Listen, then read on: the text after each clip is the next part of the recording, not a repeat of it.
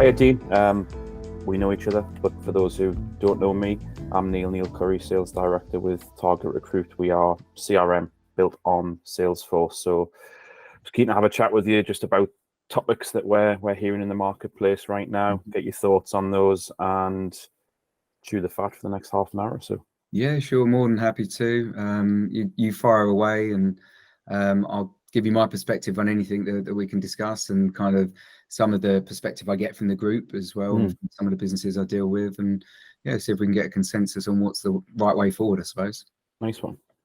I think a good place to start is, and we could probably talk about this for hours, but is the whole product versus platform discussion. So obviously with us being built on Salesforce, we have a product built on a platform. So that has, massive benefits in that it can leverage the technology of the platform. It's extremely scalable, and it can also work with other products within the Salesforce environment. I know there are a lot of products in the market who aren't necessarily built on platform, but they're more standalone. So keen just to see what your thoughts are, any experience of using a platform versus a standalone product, and go from there. I think sometimes it's horses for courses. It depends on the complexity of your business and what your requirements are. I've been in recruitment a very long time, and sometimes you'll see certain kinds of, I suppose, platforms come out that are trying to be all things to all people, and it's very hard, I think, to stay up to date with each and every silo within that platform and making sure that it's best in class. You see it with businesses like, I don't know, Microsoft. I remember reading that their return on research and development internally is zero. It's the businesses they acquire, the interlopers, who go out and build a product and go, that's an amazing product, I wonder what it'd work with. But if you're in Microsoft, you think, I'm going to build a product to fit with this. And sometimes you're not getting that expansive mindset. You're not getting the kind of market in its totality and how it maybe operates.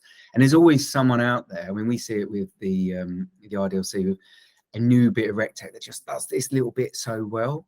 So I think sometimes being on a platform that's a powerful platform that can link and connect with so many different products gives you the ability to have a strong product. But if there's a movement in the market, or there's a requirement in the market, or there's something else you need to look at, you've got that marketplace to go after. You can get those plugins, you can make it work, and hopefully it's seamless and it feels like one system. So I think there's benefits there.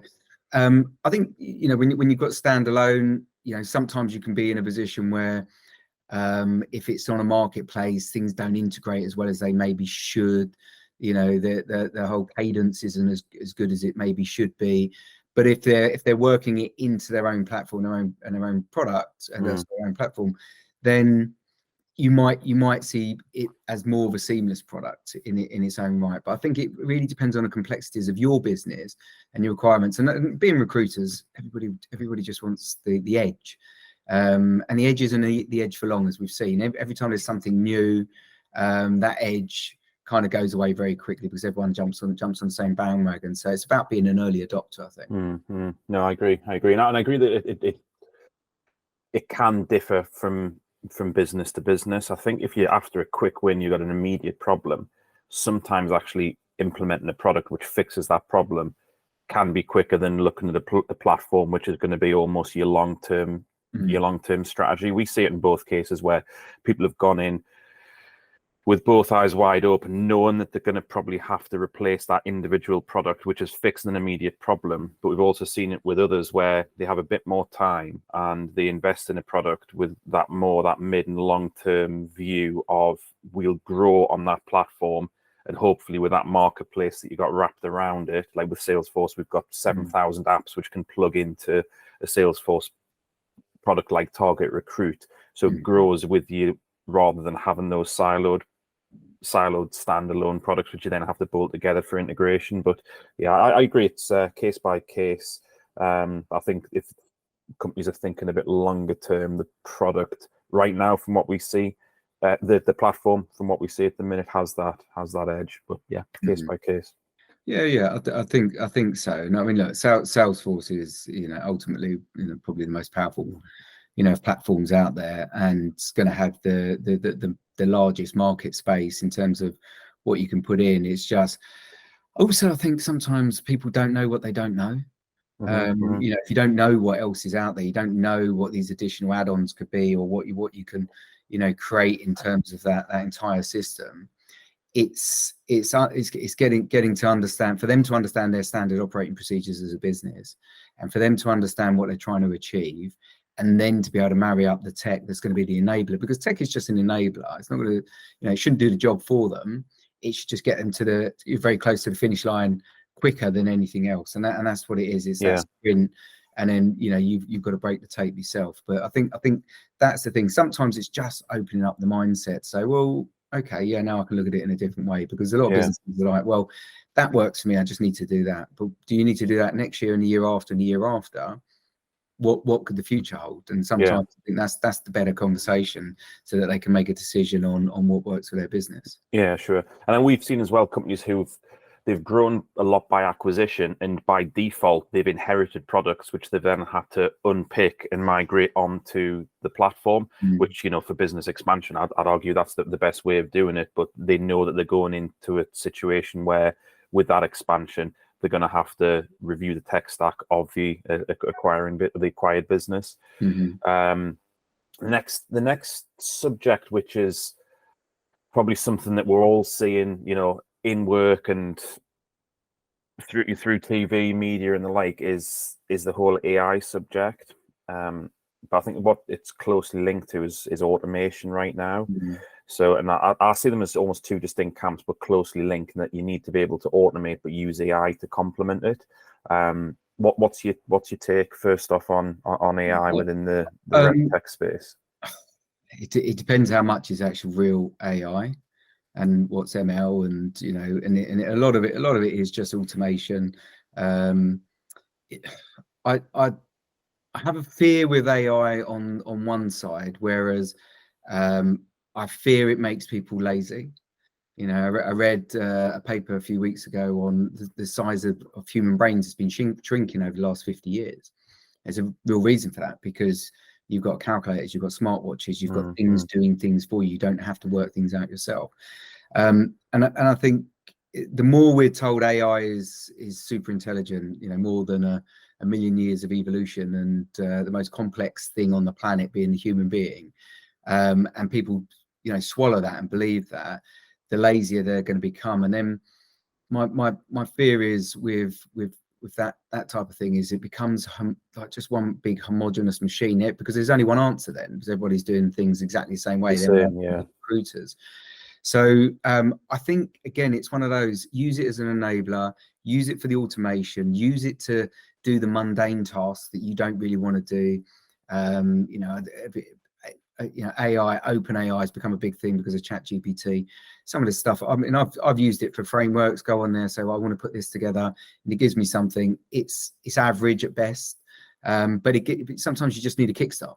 You just need to get brain thinking, and I think if people use AI in that way, that it just gets you a little bit further ahead, a little bit quicker, but you still have to do the job, then I don't think it's a bad thing. I think the moment we rely heavily on that making decisions for whatever the process is, I think that for me anyway, personally, is a bad place. I think that's where we start to see fractures in the system, and the quality of service go down as well. So there is a balance. I do think it's massively useful, but I just think people have got to be very self-aware of not handing over too much to that automated part of the system, when the reason we exist and whatever else is because there's nuances within human capital can't be dealt with on AI.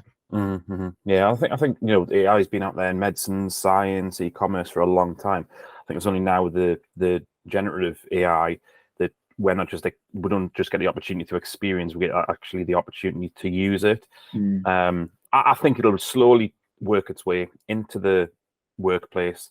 It'll complement people's jobs. It'll hopefully make people's jobs easier and quicker, more efficient. I don't know if there'll be a big bang with it. I think it'll more be a gentle grow. There might be a few players who are really revolutionary with it, and they stand out, and then everyone has to keep up with them. But it's going to be an interesting space to watch. But I mean, I guess on the automation side, we see a lot of automation just simply around engagement with candidates and clients, and particularly with after COVID and lockdown, some people were a bit complacent with not engaging with their clients, and they ran into sticky spots from that. We've also had it where we've got one client who they re-engaged with their candidate base, their healthcare. So they had thousands of nurses they hadn't spoken to for several years. They sent out an automated marketing campaign just for the nurses to keep their details up to date. And by doing that, they reinvigorated it, and they were able to put 500 more nurses into placements than they previously had been. Are you seeing anything where any of the members are using automation well, or not at all? I think they're all using automation. Some have more success than others.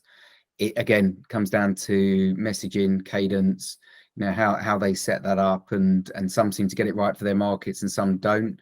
It could be just the vertical they're in. It could be the geography. It could be many things. Or it could just be that they need to run a different funnel in terms of how they're putting it together. But I think automation is amazingly useful because it does so much work at once that you would take a very long time to do.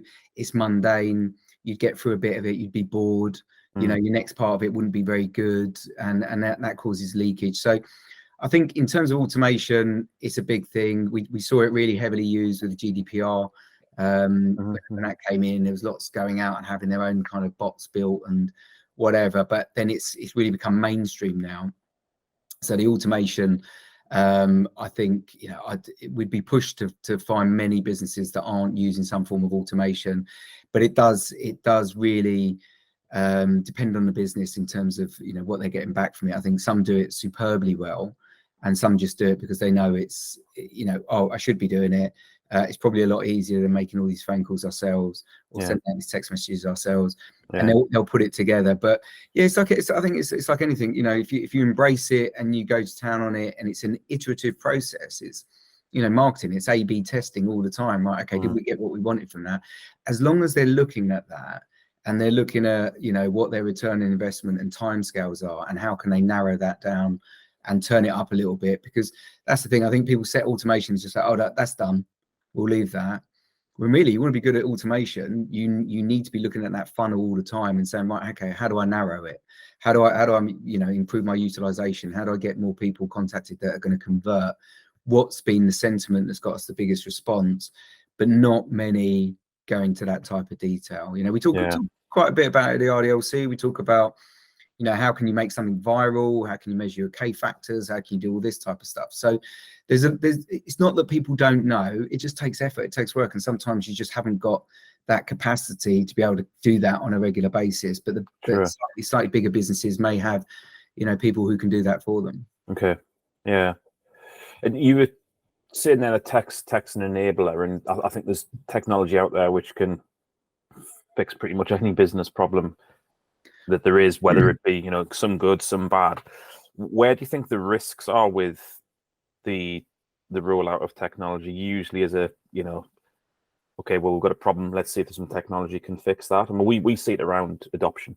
That's where we see where if this technology hasn't been rolled out properly, it can affect adoption. It could be that the managers haven't got buy-in. It could be that the users didn't buy into it. It could be that the software is no good, or it was good when it was first bought, but no longer. So where do you think the risks are around tech with?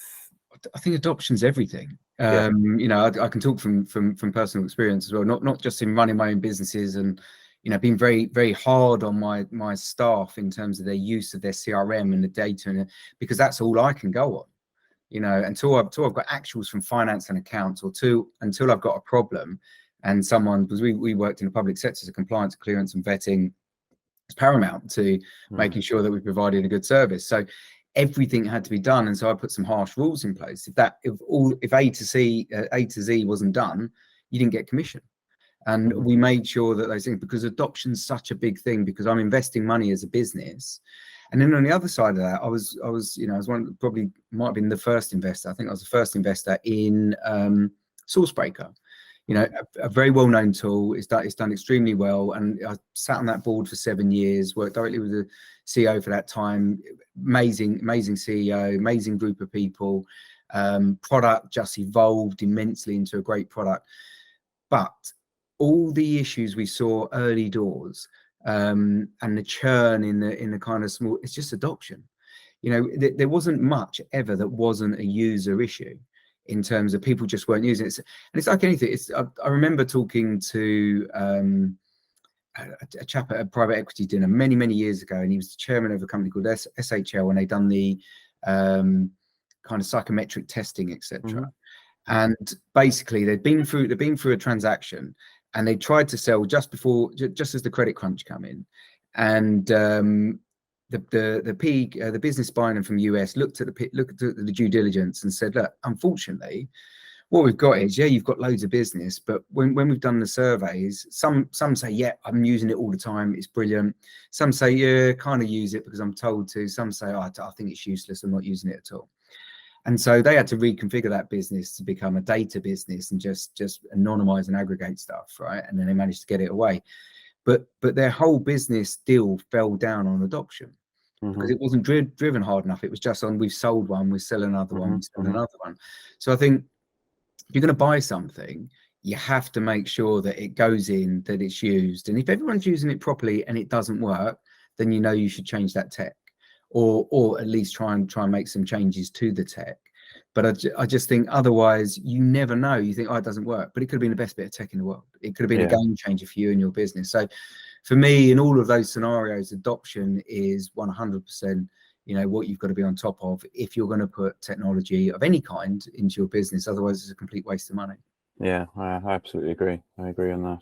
And I know a lot of the RDLC members are looking to expand, particularly over to the US. What considerations have you seen that they're making or that you've recommended in regards to their tech considerations? We see it in three main areas. Is that obviously our world CRM, so they typically look internally at what they're using, and it boils down mainly to 3 points. So they consider if what they've got at the minute, is it going to be accessible in new regions or with new lines of work? Is it going to be flexible enough to mirror those rules and regulations? And can it integrate with what they've already got? And quite often they'll look at what they've already got and think, no, it's not fit for purpose.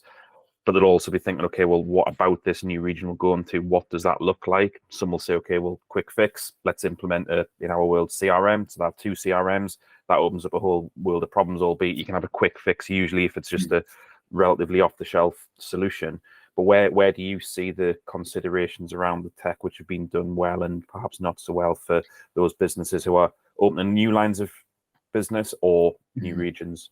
I think much of the time they're not massively changing their processes, although recruitment in the US is different in terms of how you interact on a certain basis. And in terms of, I think in the automation of the tech as well, how they send stuff out and what they do with it, there is some nuances and some domain differences in terms of how they work, but the standard procedures are the same. But the only thing I've kind of been advising any business that I've been working with or involved with in the US is making sure that system suits if they're going to go over there in terms of the standard process, because you as a business, you need comparables, because the chances are UK's funding the US. You need to make sure obviously it changes to dollars, and there's going to be some sort of sometimes some state clearance and compliance that needs to be done as well. So does that system do that? Does it give you the option to have 2 different forms? Because you sometimes you're going to have to report on one for the UK and one for Inc. And so it's making sure that it can do all those parallel things, because that's going to be your initial comparison is your business to the UK and your business in the US. What's the return on investment? We all know, it costs more to set up in the US. It's going to cost more for your staff. You're probably going to take people out. So there's a huge cost going into that. And what gets measured gets done. So they need to be able to get the right information back so that they can then, inform their business in terms of their growth.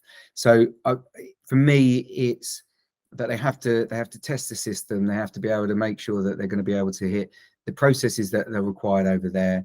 The automation that might be slightly different in terms of how often things go out and what scale they go out as well, because obviously they're different states, and different states have some rules about that as well, in terms of what you do. And it's making sure you've got those securities in your system so you're not falling foul of any laws, which can happen, obviously. And I think so. It's just look into it deeply, because you don't want to go out there, set up, fall foul of a law, not have the right information back. You spend all this money, and if you've done all of that, you're swimming against the tide straight away. Yeah. So it's just making sure you've done your due diligence on your system, and making sure that you've done the due diligence in terms of the space that you're going into, and those two marry up. And that's the most basic thing that I put in there. I've not experienced too much of an issue. I mean, they see more issues in terms of being able to set up bank accounts and being able to do their forex and stuff like that. But as long as they can pull down the right information, and they can do the comparisons, and they can sit there and do their numbers properly, and processes work, then they should be fine. But for me, it's just belts and braces before you jump in. Just make sure you can swim, because otherwise you will sink if you're against the tide of all this stuff. Yeah. I mean, we have one client who UK based, well established, been run for a number of years, but they opened up a sister company in the UK, Ireland, and the US, and that they knew they were going to have to put systems in place, and they looked at what they were using in the UK. They knew it wasn't fit for purpose, but actually opening up this sister brand prompted them to make that wholesale change. So we're running 2 projects for them. We're getting them off the UK CRM. We've set up TargetRecruit for them, predominantly for the US, where they literally have Excel spreadsheets. So that's minimum viable product in the US. Longer migration in the UK. So 1 project, but with 2 different work streams. So that's working for them, but it was actually the expansion plans which prompted them to think, okay, we need to do it now rather than later. Yeah, it's like anything. I mean, we were talking earlier. We've got an event coming up on the 17th of November, and it's about building the right foundations for your business, but future-proofing your business as well, because things are changing immensely. We've got speakers coming to talk about things like blockchain and remittance and perpetual CVs and all these types of things. Which actually last year when I brought this up at one of my lunches, people were like, "What are you talking about?" But then we've kind of booked this. We've spoken to the people that we're going to get in to speak about this, and I think it was only the week before last, Recruiter magazine run a whole double-page spread on how blockchain is going to change recruitment. And I think understanding what's going to happen in the future, not just what's happening now, is a big thing. And that's where you've got to set. You don't want to be changing your CRM all the time. You don't want to be changing systems all the time. You've got to make sure, right, okay, does that work? Can I load test it? What if I scale to this? What if I won a contract and I had to do this? I don't know, 500 contractors. Would I be able to do that? How would that work? And I think that's the thing people need to look at with their systems, but they don't always. They're just like, it works here, so I'm just going to go. Yeah. But are you just going to be exactly the same as you were last year? Well, fine. Yeah. Are you a business that wants to scale, grow in size? If you're perm, you want to do contracts. If you're contract, you want to do some perm, whatever it might be. You might go into temp, might go into SOW, you might go into, trying to win big contracts. Whatever that might be, does your system suit and fit purpose? If not, you need to really re-examine that. You don't want to be doing it half cut through a contract, because actually that will be an inefficiency, and it may end up costing you the business as well. Yeah, it's a huge distraction. I guess just what you mentioned then, just before we wrap up, you mentioned there's a lot of change going on. I guess stepping away from specifically talking about tech, what do you think the big changes are coming up on the horizon for the recruitment world, tech related or not? For it's a tough. We've seen post-COVID bounce, which was fantastic. There's a few of us, myself, Gary, Trevor Pinder, the old parts of recruitment, warning the businesses that it's fine. Your business is getting, you're getting all this inbound, you're getting all of this stuff coming in. It's not going to be like that forever. So just make sure you onboard people properly. But they were just hiring, to get, there's loads of jobs. And it went up and then it come down. And then there's been a bit of this year. Some have had, good month, bad month, bad month, depending where they are. And I think we're going to see more of that ahead. It has picked up a little bit. Summer wasn't great for a few people, but I think getting ahead, they're going to have to train their people differently. Everyone got sideswiped with this 180 kind of servicing type model, whereas I think 360 and tech is a better model. You're gonna, you still might have your resources, you still might have some delivery people if you're winning contracts, but it's just like anything. If the markets do toughen, and they've been shouting recession for about 3 years, who knows, right? But if the OBR or any economist or economic body or NGO says there's going to be a recession, there probably isn't. Because I remember reading a stat that the OBR is 87% of the time materially wrong on every prediction it makes. So you can't trust anything. You can't trust the newspapers. You just got to trust how you feel and what your market is. But the only way you're going to get that is build strong foundations of your business. So I think people need to look at the tech as a supportive function. They need to look at it as an enabler and make sure they get that right, get the right people on board, make sure the adoption's correct.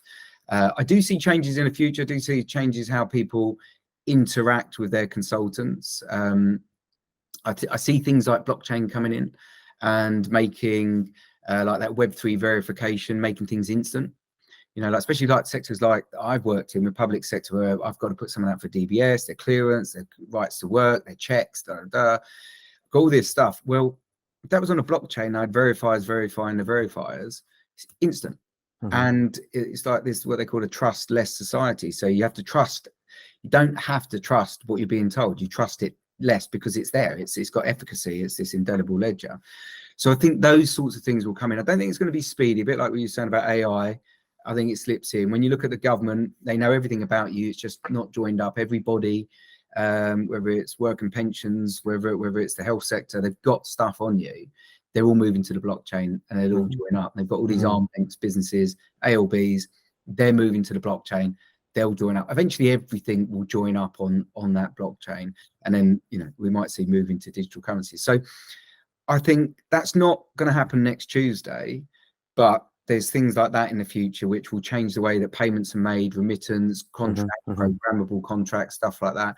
Whether you start to set yourself for that now, I don't know. I think there's bigger bumps in the road that they need to iron out first. Just getting that staff right, getting their messaging right, and getting their targeting right. Because the businesses that I know that have done that are still doing phenomenally well. They're still growing really, really fast. Where there's been a bit of hubris set in because the market's been super good, and they've overspent and they've opened offices or they've taken on the wrong people, whatever. They're now contracting, and it's hard to contract and grow at the same. Even if you've got a good party business that's still going and it's got the background, while you're contracting other parts of the business, your eyes off the ball. So I think we'll see a bit of that to the end of the year. But all in all, for me, you just got in recruitment, you have to make hay when the sun shines, because if there is a recession, we're first to know. People stop hiring. When we come out of a recession, we're first to know people start hiring. And it's being agile. It's making sure that you're not overstretched, that you've got some headroom in your cash flow, that you can, act very, very quickly if there's a problem. You can act very, very quickly if there's an opportunity as well.